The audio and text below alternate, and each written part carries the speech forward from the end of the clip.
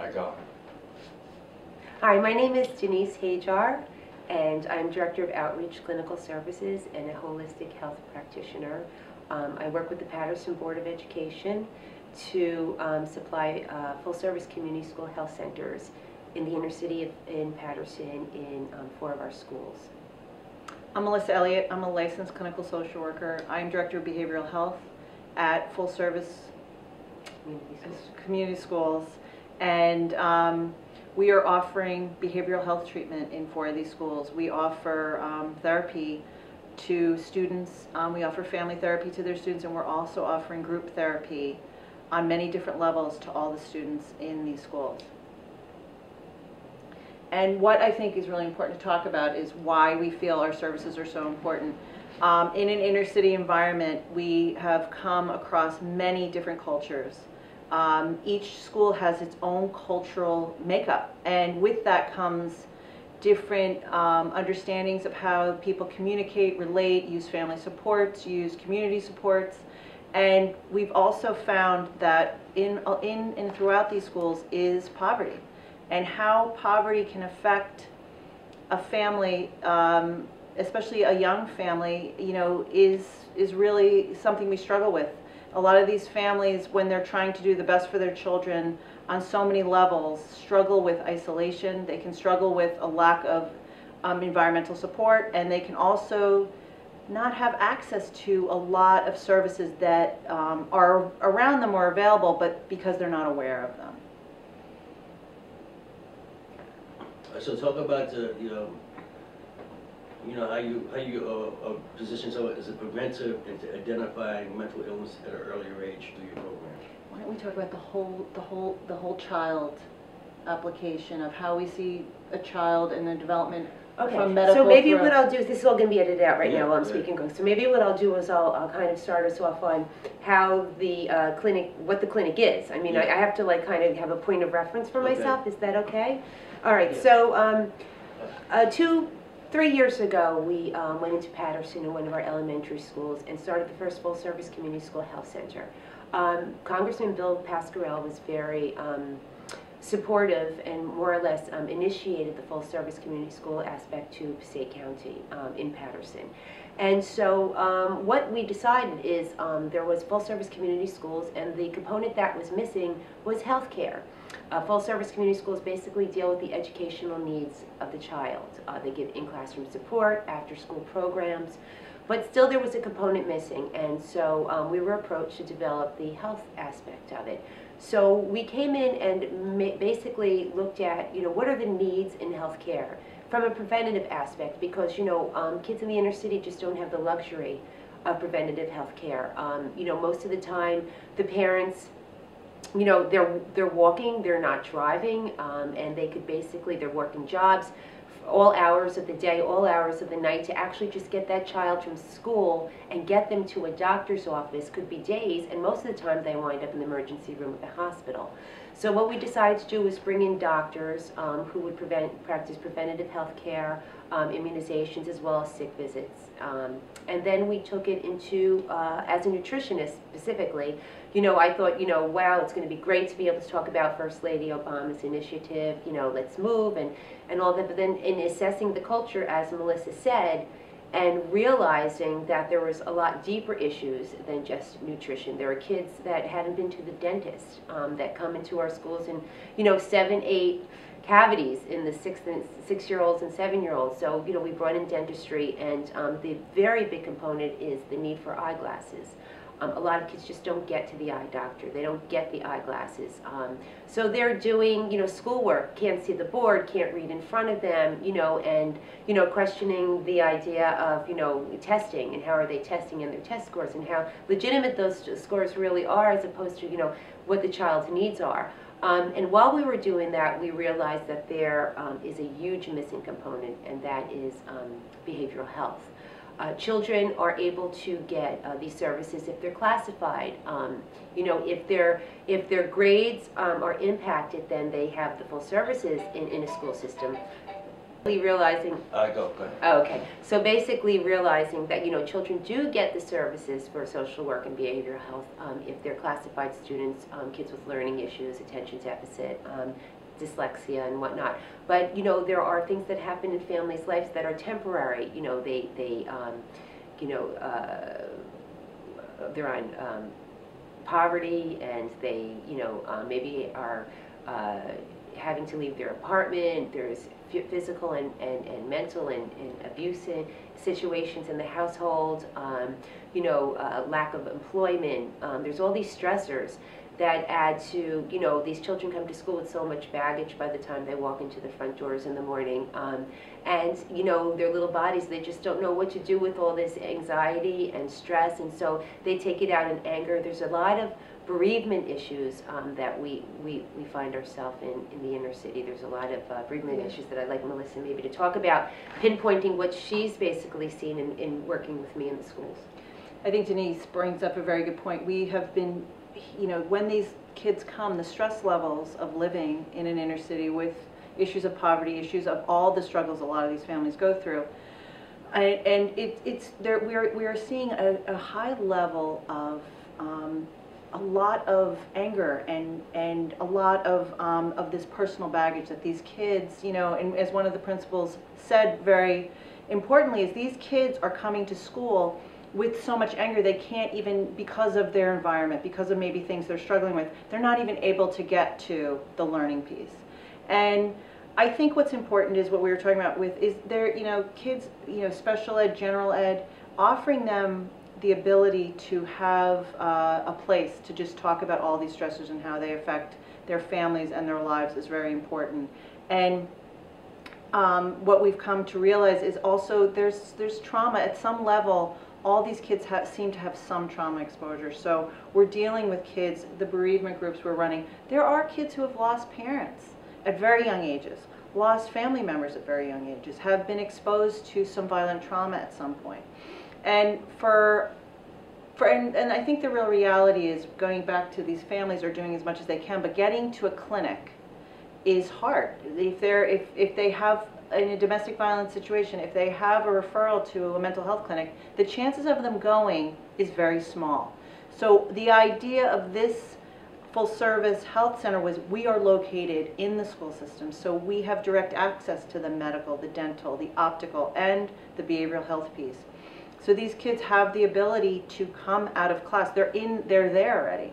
We can access them and get them some of times it's just crisis intervention. We're just touching on a few things, but we've been able to run groups where these kids have really been able to process some of their feelings and thoughts, and for that 1 hour a week, they feel the safety and the ability to feel secure and listened to, while they're in an environment where they should feel that as well. I think one of the other things that we deal with is also, we have a lot of students whose parents are incarcerated, that are being raised by extended family members who are dealing with a few different schools, and so the absentee rate is really high in our schools. And what we're trying to do is initiate a program where, we actually let the children know that we know they're there. We walk around the school and we let them know that it's important, and we're proud that they've made it to school that day, and let them know that there's people that actually care about them. One of the things that Mellisa was talking about was the bereavement groups.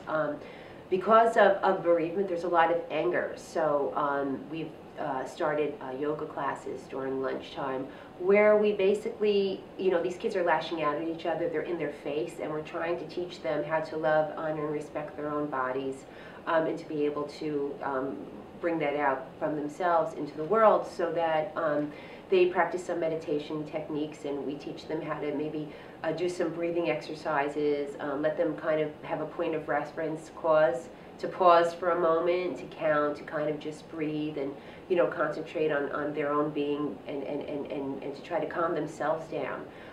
So there are a lot of different things that we do, and I think the beauty of the full service community school is that we take the kids from the class and bring them. Okay, the referrals, yeah, okay. Yeah. So we all being children, our children, right? So all of us having our own children, we know, we get the call from the nurse's office, your child is here with a bellyache, okay? So maybe it's one day, maybe it's 2 or 3 times the year. Well, We get referrals from the nurse when she notices that maybe a child has been in just maybe a little bit too much and may need a little bit more delving into what's going on in the family or the house.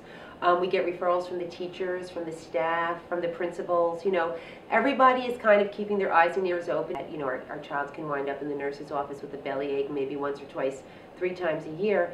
You know, for children that are repetitive, and the nurse will call us and say, you know, so-and-so, you know, it's coming a little bit too much, maybe we need to look into their family and see what's going on. We have staff referrals, teachers referrals, principals, the librarians. You know, if they feel that something's going on with the child and they think that maybe we should look into a little bit, we'll call home, and most of the time the parents will come in and they'll really welcome the fact that there's someone here that can literally sit down with them, talk to their child, help them. We have parents that tell us, you know, that they're afraid of their own 12-year-old or 13-year-old, and what can I do? And you know, and Melissa will bring her team in and, you know, decide whether this is someone that needs individual counseling, or the child benefit from more of a group situation. We deal with bereavement on so many levels, not just loss, physical loss, mental loss, you know, divorce, introducing new moms or dads into the household, new siblings.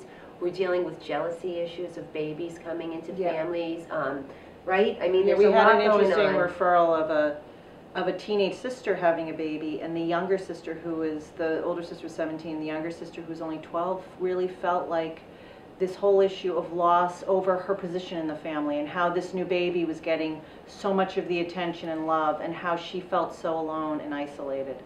And I think, you know, from many different levels, bereavement does cover many things, as you said. And I think just helping these kids process through that loss has been so beneficial. We have a few groups going right now, and at each level, every child can touch a piece of this and understand it and recover a little more. I think one of the other aspects too is, you know, there's a large immigrant population, and because of the large immigrant population, you know, there's a lot of confusion over health care and the new health care benefits and the new health care laws. And, you know, a lot of our parents are speak different languages besides just Spanish and English. We have Bengali populations, we have different populations in our schools, and going to the doctor is not always the easiest thing in the world. When you leave and they tell you, you know, you should see your child should see a psychologist or a counselor, or they need to see a cardiologist, or no matter what it is, you know, our doctor, our pediatrician helps navigate these families as well. And we also have treatment coordinators / patient navigators at all our clinic, which helps to coordinate services for the child, so the child is getting not only one specific stop 1 second, I have to think. One specific, what's the word I'm looking for? Service. Service, thank you. So that the child's not just getting one specific service, but is able to take that whole picture of the whole child. Yeah. And the assessment can be covering many different issues, and it's really, the treatment coordinator really oversees all the services that the child needs and then helps implement them. And I think you bring up a really good point about the different cultures, because understandably some of these cultures have never been exposed to mental health. Mm-hmm. Exactly. And for them to even understand it, we also have a Vietnamese population that it's not really necessarily a part of their normal family culture, so understanding supports when their child is being bullied for his ethnicity or for how he may appear or how he behaves. It's important for the parents to understand that there is a support out there for them and that they don't have to be so isolated. Which also brings up another point of gang-related issues. We're seeing really young, you know, it's not just really at the middle school. I mean, you know, it's in the elementary schools. And, you know, we think about bullying, and, you know, it takes on a whole different connotation when you're talking about bullying in the inner cities, because it extends to a lot deeper issues. Children bully for all different reasons. Mimicking what's happening in the household sometimes is one of them. And so, you know, luckily we have, you know, our doctor, our pediatrician, we have our behavioral health, we have Melissa, that helps us really weed through the issues and really try to help the kids that really need the most and the families that really need the most help. So what would you identify as a gap in the mental health, under the mental health community? I think the gap is really getting some families who, with poverty, getting these families to treatment. The gap is they might, in a crisis or in a domestic violence situation, they're identified, they're referred, and they might get an evaluation, but they don't continue ongoing treatment unless it's mandated, or what you were talking about, the prisons are a place where a lot of these people are able to get treatment because they're there. So I think the gap is being able to get, offer the treatment that's it's not even convenient, it's accessible to this population so they can recover and move forward. So what's the process of classifying like a kid as having a mental health concern? Classifying, it's diagnosing mental health. Classified kids in the school are special ed, so they'll get an IEP, and with that they may have a psych diagnosis on top of that, or behavioral diagnosis. But for kids who are just in the general ed, unless they're really being referred by their pediatrician or being referred to an outpatient mental health clinic, they're not going to be diagnosed. So the other real reality is most kids are going undiagnosed, untreated. Mm-hmm. And depression and stress and anxiety are very prevalent in our communities on a regular basis. So we have a lot of kids. I do a lot of cognitive behavioral therapy at a very easy level. We were talking about the mindfulness, the yoga, but just so they can learn to calm themselves through breathing, through imagery, through visualization. So there's some way that they feel like if they can control their own body. But I think the real problem is, unless these kids are diagnosed by our behavioral health team or their pediatrician or a mental health clinic, they're not being seen and they're not being treated. Okay, good. Okay. Yeah. That was fabulous. Thank you.